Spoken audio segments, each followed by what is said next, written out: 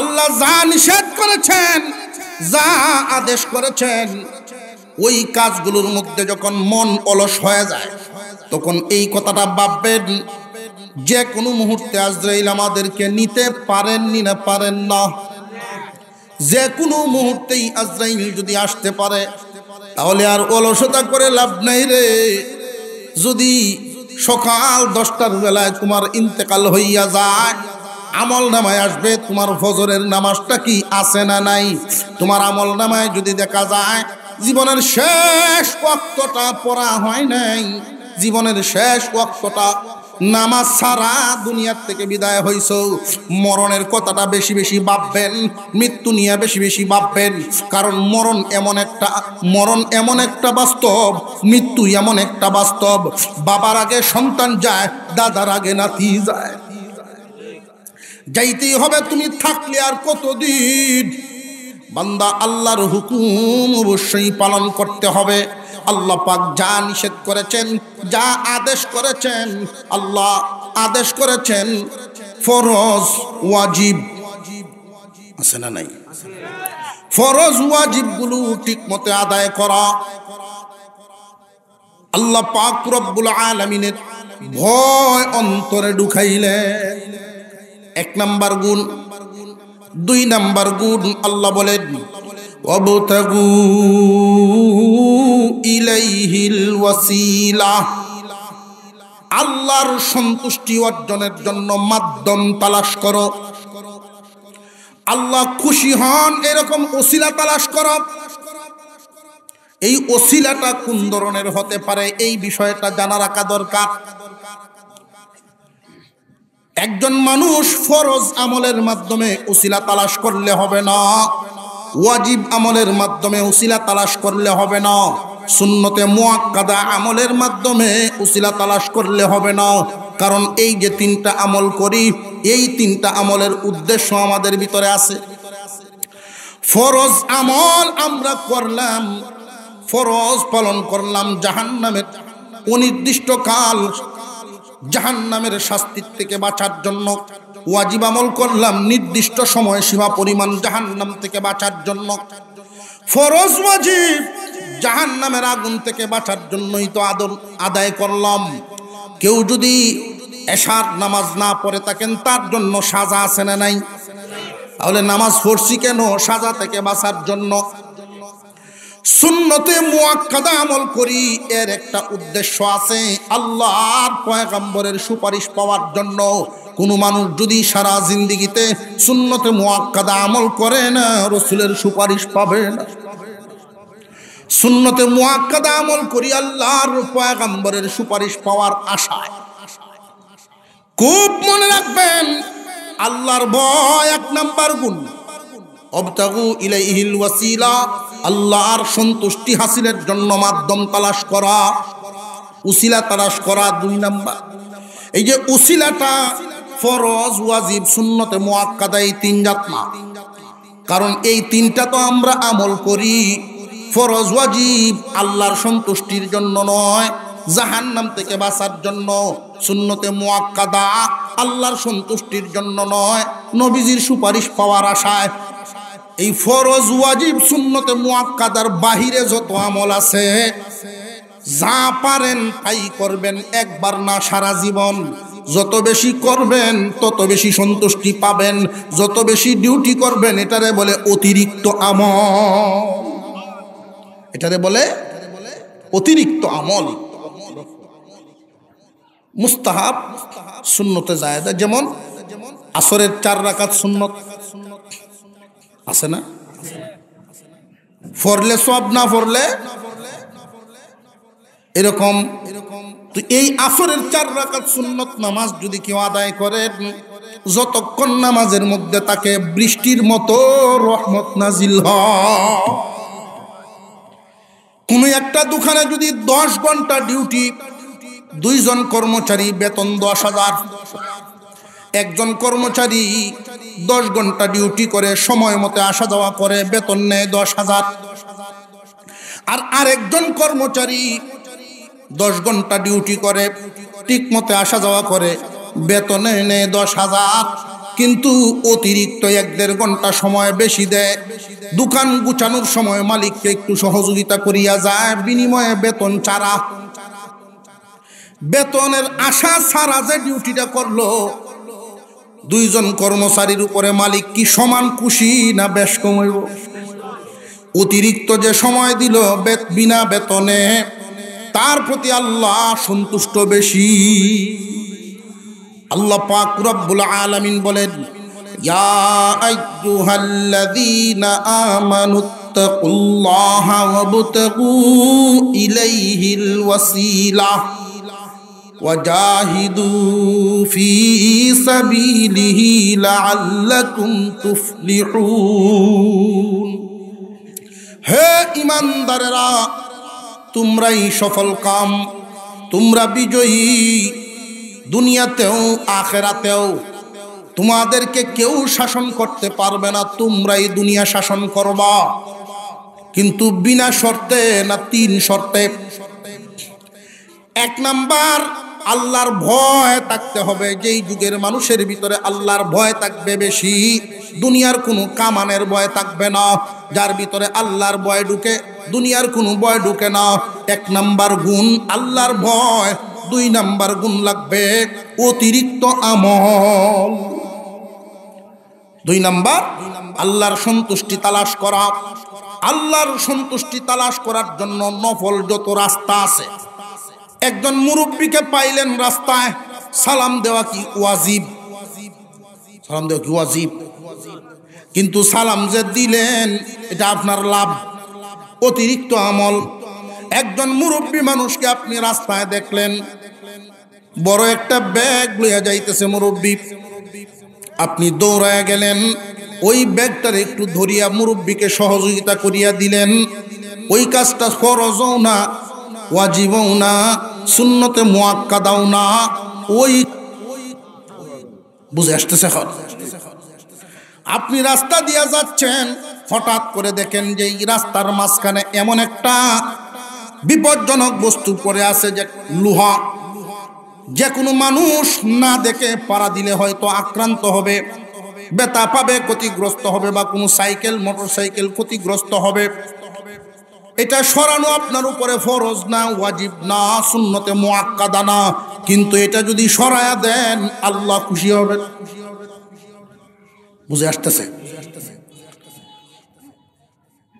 অনেক মানুষ না বুঝার কারণে, লক্ষ্য করে দেখবেন, মুরগির বাচ্চা মরছে বেডির, ইডে দেওয়া লাগছে, দেয়নি না দেয় না।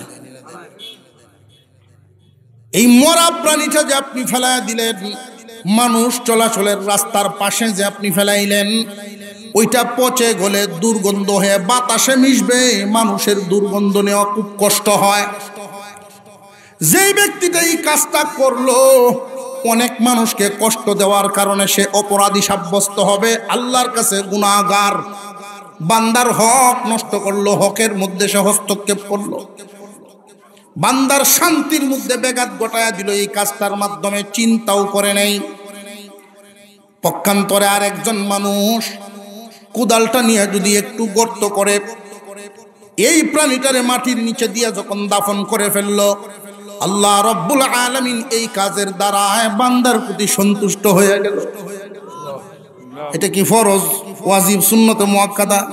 এটি অতিরিক্ত আমল। এই অতিরিক্ত আমল যে যত বেশি করব, আল্লাহর সন্তুষ্টি তত বেশি পাইব। কথা বুঝে আসতেছে? মানুষ যদি এই বিষয়গুলো একটু চিন্তা ভাবনা করে চলতো, আমাদের সমাজ কতই না সুন্দর হয়ে যেত। কোনো একটা রাস্তা ভাঙ্গা যখন শুরু হয়, অনেক ইট সোলিং রাস্তা দেখি আমি, অনেক ইট সোলিং রাস্তা। হায় রে দুনিয়ার মানুষ, আল্লাহর ভয় মানুষের ভিতরে না থাকলে যা হয়। 1 কিলোমিটার রাস্তা যদি সরকারের বরাদ্দ থেকে সোলিং করা হয়, সোলিং রাস্তা ইট বিছায়া, 1 বছর যায় মোটামুটি বালা, পরের বছর ইট লড়ে। এর পরের বছর যখন গেলাম, গিয়া দেখি কয়েক হাজার ইট নাই। ইটের কি ফাঁকা আছে? অনেক মানুষ গরুর তলে দিতাম নিচে আতইরে দুইটা। 8-9 বছর যে একটা ছেলে আছে যে সময় গরু আস একটা ওই এইটা নিস গড় সাইড করে ফেলছে, সাইড ফাঁক করে ফেলছে গড়। এই যে সরকারের মাল যদি কেউ বক্ষণ করে কেউ নেয় জানেন না, কোন একজন ব্যক্তির মাল একজন মালিক তার কাছ থেকে যদি কেউ মাল নেয়, তারে যদি ঠকায়, অনুতপ্ত হইলে, ভুল বুঝলে, ভুল যখন সংশোধন হয়, ভুলটা যখন বুঝতে পারে, তখন ওই লোকটা যদি জিন্দা থাকে তার হাত ধরে মাফ লওয়ার সুযোগ আছে। কিন্তু সরকারি মাল যদি কেউ এইভাবে দখল করে, এইভাবে খায়, তাহলে অবস্থাটা কি দাঁড়ায় জানেননি? সরকারের মাল সারা দেশের মানুষ মালিক। সরকারি ফান্ডের মালিক কি একক কোন ব্যক্তি না সারা দেশের মানুষ? সারা দেশের মানুষের কাছে গড়ে গড়ে গিয়া মাপ চাইতে হবে, নইলে মুক্তি পাইবা না। ওই সমস্ত বদামলের কারণে নেকি নষ্ট হইয়া যাইব। তোমার কষ্টে অর্জন করা নেকি অন্যরা নিয়ে যাইব, তুমি মিসকিন হইয়া দাঁড়াইবা। খুব সাবধান। পারলে যদি দেখা যায় যে একটা ইট সরে গেছে এখানে, যদি আল্লাহকে খুশি করার মতো মন তৈরি হয় যে আমি একজন নামাজি, আল্লাহর হুকুম মানি, ফরজ ওয়াজিব সুন্নতে মুআক্কাদা মানি, হারাম মাকরুহে তাহরিমের থেকে আমি নিজেরে বাঁচায় রাখি, এখন আমার কাজ অতিরিক্ত আমল ফাইলে করা। যদি দেখেন এমন একটা কাজ, একটা ইট কে জানি তুলে ফেলছে বা ভেঙে গেছে, পারলে 2 কুদাল মাটি দিয়ে ইটটা বসায়া দেন, সবের মালিক হবেন আল্লাহ খুশি। দুনিয়া চালাইতে গিয়া যা যা লাগে এর মধ্যে গুরুত্বপূর্ণ একটা সম্পদের নাম তেল, আর একটা সম্পদের নাম গ্যাস, আর একটা সম্পদের নাম স্বর্ণ, মূল। এই তেলের খনি, গ্যাসের খনি, স্বর্ণের খনি এই দুনিয়ার জমিনে আল্লাহ পাক বেঈমানদের চাইতে মুসলমানদেরকে বেশি দিয়েছেন। ইয়া আইয়ুহাল্লাযীনা আমানুত্তাকুল্লাহা ওয়াবতাগু ইলাইহিল ওয়াসিলা ওয়াজাহিদু ফি সাবিলিহি লাআল্লাকুম তুফলিহুন। আল্লাহ পাক রব্বুল আলামিন বলেন, হে ঈমানদারেরা, ইত্তাকুল্লাহ ওয়াবতাগু ইলাইহিল ওয়াসিলা ওয়াজাহিদু ফি সাবিলিহি লাআল্লাকুম তুফলিহুন। আয়াত বুঝার সুবিধার্থে কয় ভাগে ভাগ করব বলছিলাম? 5 ভাগে। প্রথম ভাগে আল্লাহ ডাক দিয়েছেন, ইয়া আইয়ুহাল্লাযীনা আমানু, হে ঈমানওয়ালাগণ। আল্লাহ তো ইচ্ছা করলে কারোর নাম ধরেও ডাকতে পারতেন। নাম ধরে ডাক না দেওয়ার কারণ হলো এটা আদরের ডাক। জমিনে লক্ষ্য করে দেখবেন, কেউ যদি কারোর প্রতি খুশি হয়, বিশেষ করে বাবা যদি সন্তানের প্রতি খুশি হয়, খুশির একটা ডাক আছে, নাম ছাড়া বাবা শোনা চান লক্ষ্মী, এই জাতের শব্দ আছে না নাই? আল্লাহ পাক রব্বুল আলামিন ডাক দিলেন, ও আমার ঈমানওয়ালারা। আয়াতের শেষে আল্লাহ ঘোষণা দেন, লাআল্লাকুম তুফলিহুন, তোমরা বিজয়ী, তোমরা সফলকাম। ঈমানদার যারা, সফল কাম তারা। ঈমানদারদের কোনো বিফলতা নাই, ঈমানদাররা সফল, ইহকালেও সফল, পরকালেও সফল। ইহকালে সফল কেমনে? যে ঈমানদার যারা, তাদের উপরে কেউ চোখ রাঙাতে পারবে না। ঈমানদারদের জানের নিরাপত্তা, মালের নিরাপত্তা দিবেন আল্লাহ। কোন জাতি ঈমানদারদেরকে উপরে মরলগিরি করতে পারবে না। দুনিয়ার জমিন থেকে যেই দিন বিদায় হয়ে যাবে আল্লাহর তৈরি জান্নাতে যাবে। সুতরাং ইমানদাররা সফল, নিশ্চয়ই ইমানদাররা সফল। ঘোষণাটা দিছেন কে? জবান খুলে বলেন কে? আল্লাহ পাক রব্বুল আলামিন নিজে ঘোষণা দেন ইমানদাররা সফল। আখিরাতে সফল, এতে কোনো সন্দেহ নাই। কিন্তু দুনিয়ার জমিনে বাস্তব চিত্রর দিকে তাকালে অন্তরে প্রশ্ন জাগে। আল্লাহ ঘোষণা দিলেন ইমানদাররা সফল, কিন্তু বাস্তবে দেখা যায় বহু জায়গায় বিফল। ঠিক না বেঠিক? সামাজিক থেকে ধরে আন্তর্জাতিক পর্যন্ত একজন ইমানদারের সফলতা দেখি না, বিফলতা দেখি। অথচ আমাদের এই দেশে ইমানদারের সংখ্যা কম না বেশি? বেশির আওয়াজটা যে কয়জনে দিছ এতেই বুঝছি যে বেশি। পার্সেন্টেজ এভাবেই। ইমানদারের সংখ্যা আমাদের দেশে কম না বেশি? এখন যদি স্কেল দিয়ে মাপ দেওয়া হয় বা সালুন দিয়ে সালা দেওয়া হয়, তখন যে কয়জন থাকবো সংখ্যায় কমে। নামে ইমানদার যেহেতু বেশি, তো সফলতাও এই জন্য নাই। আল্লাহ পাক রব্বুল আলামিনের ঘোষণায় কোনো সন্দেহ নাই। ঈমান লইয়া দুনিয়া ছাড়বে যারা, আখিরাতে সফল হবে তারা, এতে কোনো সন্দেহ নাই। কিন্তু দুনিয়ার জমিনের বিভিন্ন দিকে তাকালে সামাজিক থেকে নিয়ে আন্তর্জাতিক পর্যন্ত, আজকে যদি আমি ঘোষণা দেই, এক ইলেকশন তো গেছে, সামনে যখন একটা আইতাছে, উপজেলা একটা আইতাছে না, যে মুন্সিগিরি তো করলামই বহুদিন, ওয়াজ নসিহত করছি, আমার বক্তব্য তোর অভাব নাই, আলহামদুলিল্লাহ, আপনারা আমার মোহব্বত করুন, এই আশা তো আছে। যারা আমার নাম শুনলেই ওয়াজ শুনতো, এরা একটা বুট যে দিব, এটা ইনশাল্লাহ মিস নাই। এই আশায় খারইলাম, পরে জামানত তাহা কিনা আল্লাহ জানে।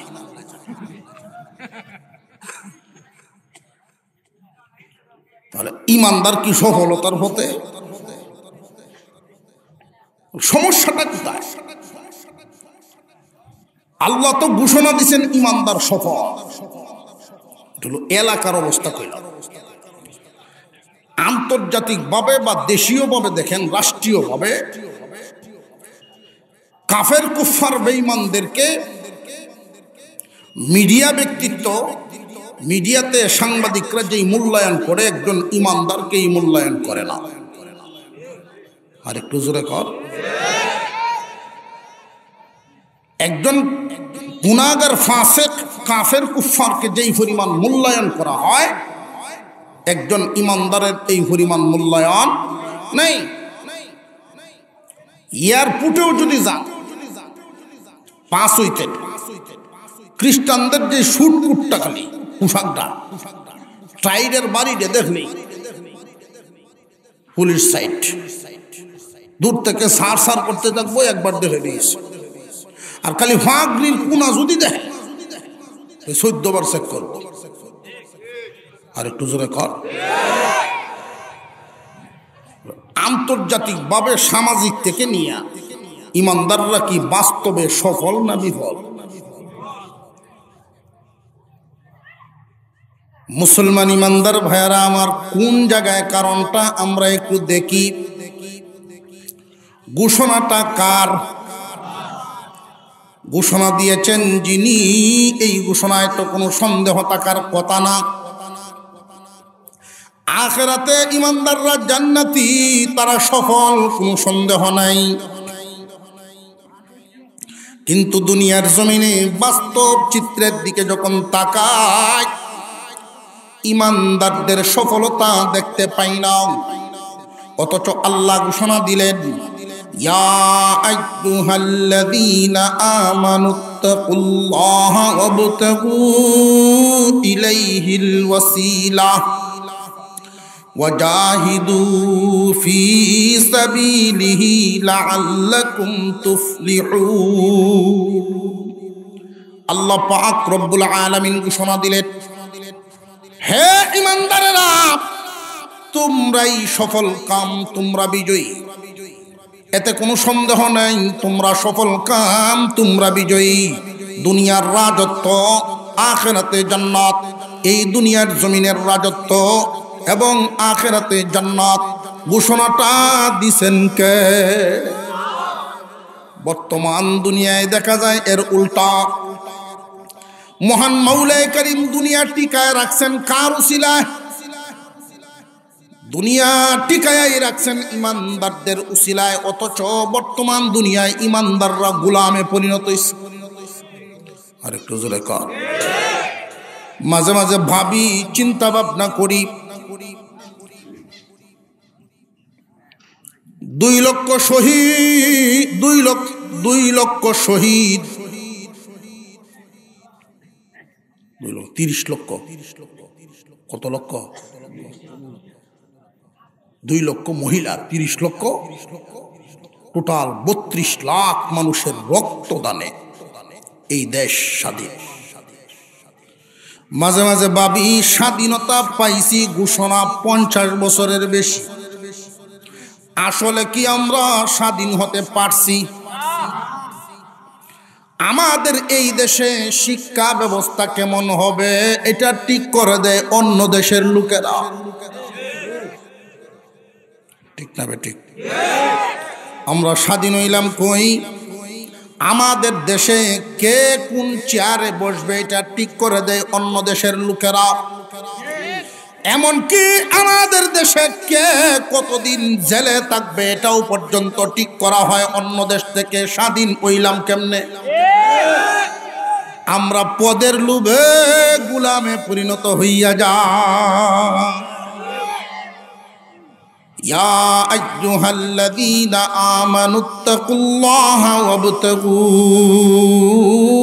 ইলাইহিল ওয়াসিলা ওয়াজাহিদু ফি সাবিলিহি লাআল্লাকুম তুফলিহুন। ঈমানদাররা, তোমরাই সফল কাম, তোমরা বিজয়ী। এই দুনিয়ার জমিনে তোমাদের উপরে মরলগিরি করবে এমন কোনো জাতি নাই। তোমরা সফল কাম। এই দুনিয়া বানাইছেন যিনি, আমাদের মালিক যিনি, আমাদের রব যিনি, সৃষ্টিকর্তা যিনি, ঘোষণা দিয়েছেন তিনি। তাহলে গন্ডগোল কোথায় দাঁড়াইল? আয়াতখানা বুঝার সুবিধার্থে কয় ভাগে ভাগ করেছিলাম? আরো জোরে কন। প্রথম ভাগে আল্লাহ ঘোষণা দিলেন, হে ইমানদার। শেষ ভাগে আল্লাহ বলেন, তোমরাই সফল কাম। মাঝখানে আরো কয় ভাগ রইল? 1 নম্বরে আল্লাহ বলেন, ইত্তাকুল্লাহ, আল্লাহকে ভয় করো। আল্লাহকে ভয় করার ঘোষণা দিয়েছেন আল্লাহ। বর্তমান আমাদের দেশে আমরা যে বললাম স্বাধীন হয়েছি 50 বছরের উপরে, কিন্তু এখনো স্বাধীনতা পাই নাই। এর কারণটা কোথায় খুঁজে পাওয়া যাবে? এর কারণটা কি? আল্লাহ পাক রব্বুল আলামিন প্রথম ঘোষণাটা দিলেন শর্ত, 3টা শর্ত। প্রথমে দিলেন ডাক, শেষে দিলেন ঘোষণা, হে ইমানদার তোমরা সফল কাম। মাঝখানে শর্ত আছে কয়টা?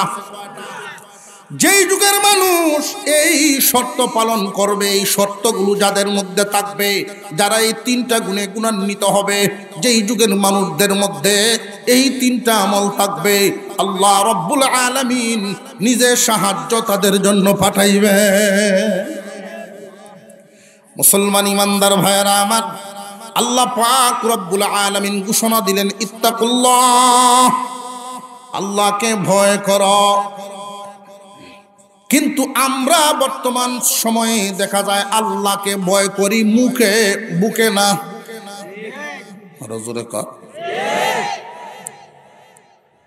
যদি দেখা যায় কেউ নামাজের তালিম দেওয়া হয়, ফজরের সময় ঠান্ডা হুজুর, উঠতো না। এশার নামাজও যাইতো না, ফজরও যাইতো না। মুয়াজ্জিনে ডাকতেছেন আল্লাহু আকবার, আল্লাহু আকবার, হাইয়া আলাস সালাহ, হাইয়া আলাল ফালাহ। ডাক আছে না নাই? ঠান্ডার বয়ে মসজিদে যায় না, আল্লাহর ভয় কি পরিমাণ আছে এটা বুঝাইতেছি। কিন্তু খবর আইছে তোর নামে তো গাইবি মামলা হয়েছে একটা, পুলিশ কোন সময় ঠিক নাই, ঠিক না? এমনি হানজাক্ত করে রোজ দিয়ে জাইরান চোখ দালা সাজ্জা খায়ালাই খায় আউরো হুতন লাগবো। আউরো কোনা ন এই গাঁয়ের যারা আছে সব একখানো দল হইব, জমাত মসজিদ আইয়া না আউরো জমাত করে, আছে না নাই? আল্লাহর ভয় বেশি না পুলিশের ভয়?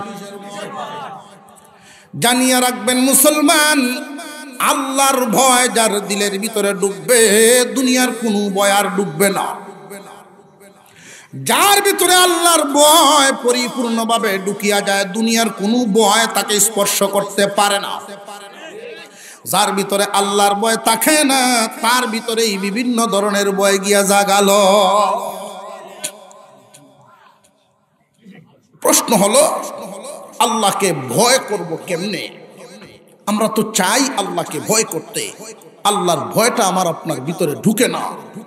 ও ভাই, আল্লাহর ভয় আপনার আমার ভিতরে কিভাবে ঢুকবে, কিভাবে চললে আল্লাহকে ভয় করা হয়? সহজ কথা, আল্লাহ যা নিষেধ করেছেন তা থেকে বেঁচে থাকো, আল্লাহ যা আদেশ করেছেন তা তুমি আঁকড়ায় ধরো। আল্লাহর নিষেধগুলোকে ছেড়ে দাও, আদেশগুলোকে ধরো, পালন করো। যদি দেখা যায় আল্লাহর এই হুকুম পালন করতে, আল্লাহ নিষেধ করেছেন এমন কাজ থেকে নিজেকে বাঁচাতে পারো না, আল্লাহ আদেশ করেছেন এমন কাজটা তোমার দ্বারায় পালন হচ্ছে না, বান্দা, তাহলে বোঝা গেল তোমার ভিতরে আল্লাহর ভয় নাই। মুখে বলতে পারো কিন্তু তোমার অন্তরে নাই। এই অন্তরে আল্লাহর ভয় কেমনে ঢুকাইবেন? কেমনে ঢুকাইবেন? আল্লাহ ওয়ালাদের সাথে যোগাযোগ বাড়ায়া দিবেন, আল্লাহ ওয়ালাদের পরামর্শ নিবেন। একটা হলো দেহের রোগ, আর একটা হলো অন্তরের রোগ। বডিতে যখন রোগ হয়, হাসপাতাল, ক্লিনিক, চিকিৎসালয় আছে না নাই? এইরকম ভাবে খানকা আল্লাহ ওয়ালাদের দরবারে গেলেই আল্লাহর ভয় ঢুকানোর পদ্ধতি পাওয়া যায়। এর মধ্যে একটা যেহেতু পরিবেশ হয়ে গেছে, আমি একটা কথা বলিয়া দেই, প্রতিদিন মাঝে মাঝে একটু ভাবিয়া দেখবেন, মসজিদের মাইকে বা রাস্তাঘাটে মাইকে এলান হয় অমুক নাই ওইটার সময়ে জানাজা হবে, মৃত্যুর সংবাদ আছে না নাই? বর্তমান সময়ে যত মানুষ মারা যায় সব কি বুড়া না জওয়ানও মরে?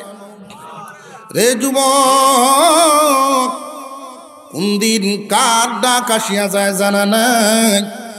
তোমার সন্তান, তোমার মেয়ে, তোমার ছেলে খুব প্রিয়, তোমার ঘর খুব প্রিয়, একটা ঘর বানাইছো, যদি তোমার নামটা মাইকে আলান হয়ে যায়, গতি কি হবে?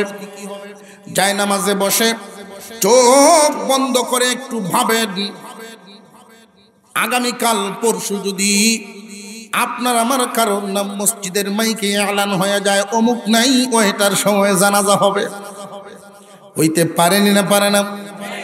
22 বছরের যুবক মারা গেছে, 25 বছরের যুবক মারা গেছে, 17 বছরের যুবক মারা গেছে, অহরহ ঘটনা ঘটতেছে না ঘটতেছে না? রে যুবক, কোন দিনের মায়ায় তুমি পড়ে আছো? দাড়ি তোমার পাকবে ওই আশায় বুঝি তুমি অপেক্ষা করো যে ওই দিন তোমার আমল ঠিক করবা? না, এই সুযোগ নাই।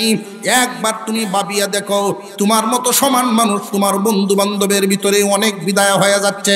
কোন দিন জানি রে ভাই, কার নাম ডাক আসিয়া যায় ঠিক নাই। কার জানাজার নামাজ পড়ার জন্য সব মানুষ তৈরি আছে, জানাজার দাফন কাফনের কাপড় বাজার পর্যন্ত আইসা গেছে, তোমার খবর নাই। কাফনের কাপড়টা বাজারে আইসা গেছে, মসজিদে পালকিও রেডি আছে, জারের বাসও তৈরি আছে, শুধু তুমি তৈরি হও নাই। বান্দা, দুনিয়া কিন্তু ছাড়তে হবে, খুব ভালো করিয়া বুঝবেন। চোখ বন্ধ করে যখন এই কথাটা ভাববেন, একজন মানুষ মারা গেলে আমরা যা দেখি বাস্তবে আপনি আমি মারা গেলেও তাই তো হবে। এতে কোনো সন্দেহ আছে? আমরা এখানে যারা আছি মৃত্যুর অবস্থাটা কি ভিন্ন না সব এক? যদি দশারা জমিনের মালিক হয় তার মরণও একই, জায়গা একই, দাফন কাফন একই।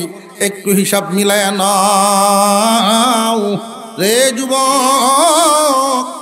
আজকেই যদি তোমার নাম মাইকে এলান হইয়া যায়, অমুকের সন্তান অমুক বিদায় হয়ে গেছে, ওইটায় জানাজার নামাজ হবে।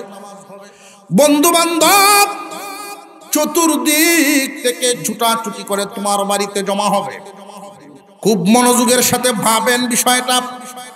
আপনার আমার এমন হতে পারে না পারে না? আরো জোরে কর। মুরাকাবা করবেন। এইখানে আমরা যারা আছি প্রত্যেকেই মরণশীল। কেউ থাকবো না, কেউ থাকবো না। আমাদের আগে যারা ছিলেন তারা কেউই নাই। যেই বাড়িতে বসবাস করেন এই বাড়িতে আমার আপনার আগে আর কেউ থাকতো। এই দুনিয়া ছেড়ে দিতে হবে, এটাই বাস্তব কথা। চোখ বন্ধ করে অন্তত 5 মিনিট ভাববেন আল্লাহর ভয়টা ভিতরে ঢুকানোর জন্য। তাহলেই বুঝে আসবে কোথায় আছেন, কি করছেন, আর আপনি কোন দিকে যাচ্ছেন। কবর কদম সুয়ে মরকদ, নজর সুয়ে দুনিয়া। কদম প্রতি মুহূর্তে মুহূর্তে কবরের দিকে আগাইতেছে। কদমগুলো প্রতি মুহূর্তে মুহূর্তে আগাইতেছে কবরের দিকে, আর নজর কিন্তু দুনিয়ার দিকে। গাফলতির মধ্যে আছি। চোখ বন্ধ করে ভাববেন, যদি আমার নামটা মসজিদে এলান হইয়া যায়, বন্ধু বান্ধব আত্মীয় স্বজন সব আমার বাড়িতে জমা হবে। যেইভাবে সাধারণত মানুষ মারা গেলে আমরা যাই, আমি মারা গেলেও সবাই আসবে। তারাইল থেকে অনেক মানুষ গিয়া জিজ্ঞাসা করবো কি হইছিন এত অল্প বয়সে, কালকে না ওয়াজ করে আইলো। সবার বেলায় একই হালত।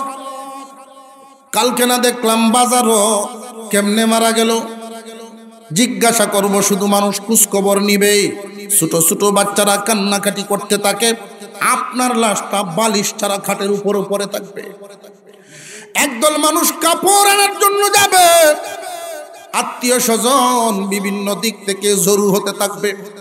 একেবারে আপনজনরা শুধু কাঁদবে, চোখের পানি জড়াইবে। বাচ্চাগুলো থইয়া গেল, বাচ্চাগুলো থইয়া গেল। কেউ এই চিন্তাটাই করবে না সাথে কি লইয়া গেল। সাথে তোমার কর্ম ছাড়া কিচ্ছু যাবে না। এই চিন্তাটা যখন করতে থাকবেন মুরাকাবার মাধ্যমে, কাফনের কাপড় আনবে একদল, বাঁশ কাটবে একদল, গরম পানি করবে একদল, তোমার ঘরটা বানাইবে একদল। জানাজার নামাজটুকু পড়াইয়া এই যে পালকিতে নিয়ে রওনা দিবে, আত্মীয় স্বজন বন্ধু বান্ধব এলাকাবাসী মিলিয়ে তোমার নিয়ে রওনা দেয়। 2 জন মাত্র মানুষ লাভ দিয়া কবরে নামবে। এই 2 জন মানুষ কবরে শুয়াইয়া খাটকিগুলো দিয়া উঠাইয়া এই যে কপাট লাগাবে, জীবনে আর কোনোদিন আশা হবে না, এই নাম থাকবে না। প্রত্যেকটা মানুষের এই হালত যখন হয়, এই বিষয়টা নিয়ে ভাববেন। আমারও তো নিশ্চিত এই কথাটা 5টা মিনিট ভাববেন, আল্লাহর ভয় ঢুকা শুরু হবে। আল্লাহর ভয়। আল্লাহ পাক রব্বুল আলামিন বলেন, ইত্তাকুল্লাহ। ইমানদাররা তোমরা যদি সফল হইতে চাও, নিশ্চিত তোমরা সফল হইবা, কিন্তু গুণ লাগবে। 1 নাম্বার গুণ ইত্তাকুল্লাহ, আল্লাহর ভয়।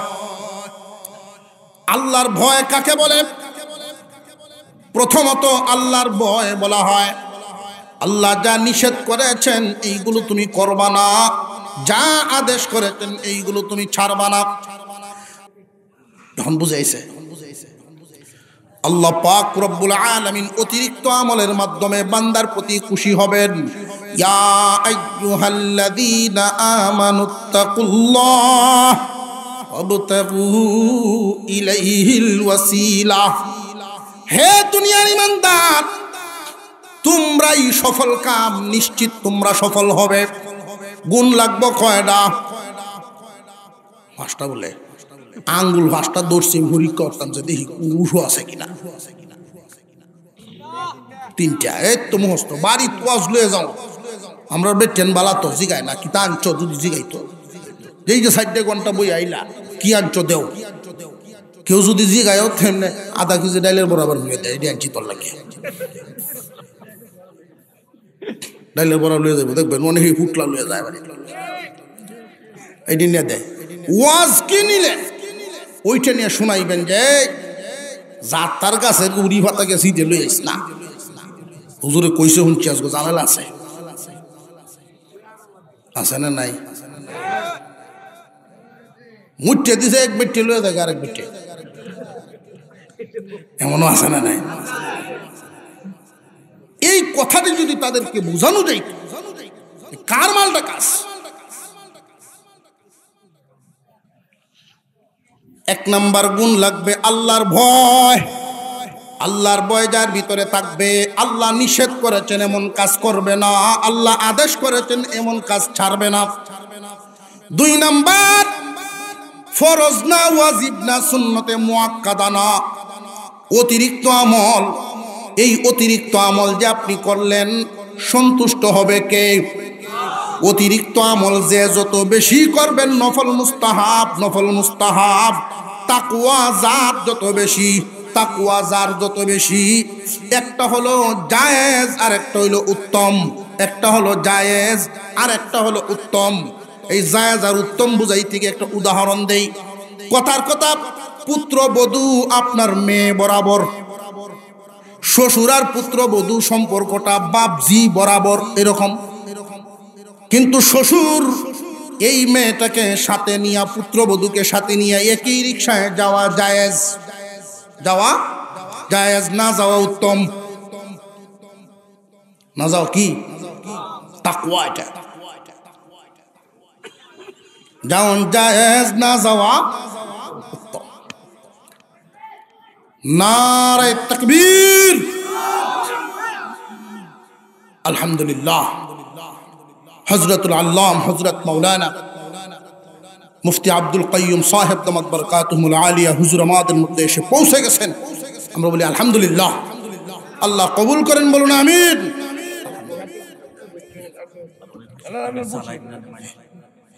3 নাম্বার গুণ কয়টা গেল? 2টা। 1 নাম্বার ইত্তাকুল্লাহ, 2 নাম্বার ওয়াবতাগু ইলাইহিল ওয়াসিলা, 3 নাম্বার ওয়াজাহিদু ফি সাবিলিহি, আল্লাহর রাস্তায় জিহাদ। আল্লাহর দ্বীন জমিনে টিকায় রাখার জন্য। শুধু আজকে এমন দান চাইলাম আজগো দিলেই শেষ, তা না। এক জায়গায় কথা বলার দরকার হইলো, এক জায়গায় কথা বললেই শেষ হয়ে গেল দায়িত্ব, এমন না। মনের ভিতরে কথাটা এমন ভাবে ঢুকাইতে হবে, ইসলামের মহব্বত এমন ভাবে ঢুকাইতে হবে, আল্লাহর দ্বীন জমিনে টিকায় রাখার জন্য, আল্লাহর দ্বীন জমিনে টিকায় রাখার জন্য হর রাস্তায় মেহনত করতে গিয়া যেই জায়গায় যা দরকার তা করতে হবে। যদি কথার দরকার কথার মাধ্যমে ইসলামকে সাহায্য করা, কাজের দরকার হলে কাজের মাধ্যমে ইসলামকে সাহায্য করা, অর্থ লাগলে অর্থ দিয়ে ইসলামকে সাহায্য করা, যদি জান লাগে জানের মাধ্যমে হলেও ইসলামকে দুনিয়ার জমিনে টিকায় রাখার প্রচেষ্টা সারা জীবন চালায় যাওয়া, এই গুণ থাকতে হয়। প্রত্যেকটা মুমিনের কাছে যদি এই গুণ থাকে, তাহলে আজকে আর আমাদের এই জিল্লতির জীবন থাকে, এই জিল্লতির জীবন হওয়ার কথা না। আলেমের বিরুদ্ধে যখন এক ফাসেক, কোন একজন ফাসেক আলেমের বিরুদ্ধে কথা বলতে থাকে, নামাজ পড়ে এসে টুপি মাথা, মুখ বন্ধ, কথা বলে না, সাথে সাথে যদি ওয়াজাহিদু ফি সাবিলিহি তার দিলের ভিতরে থাকতো, এখানে কথার দ্বারা প্রতিবাদ করার ব্যাপার, সাথে সাথে প্রতিবাদ করত, তার জবান বন্ধ হয়ে যেত। আল্লাহ পাক আমাদেরকে বুঝার তৌফিক দেন, বলুন আমিন।